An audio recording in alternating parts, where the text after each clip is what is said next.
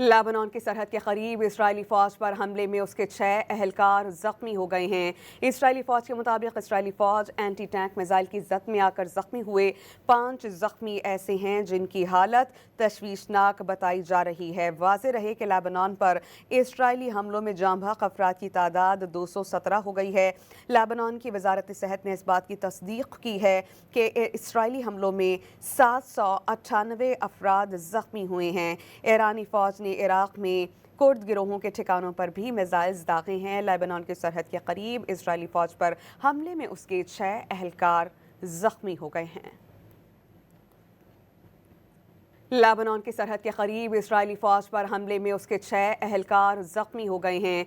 Israeli फ़ौज के मुताबिक इसराइली फ़ौज एंटी टैंक मिसाइल की जद में आकर ज़ख्मी हुए 5 ज़ख्मी ऐसे हैं जिनकी हालत तशवीशनाक बताई जा रही है। वाज़ेह रहे कि लेबनान पर इसराइली हमलों में जाँ बहक अफराद की तादाद 217 हो गई है।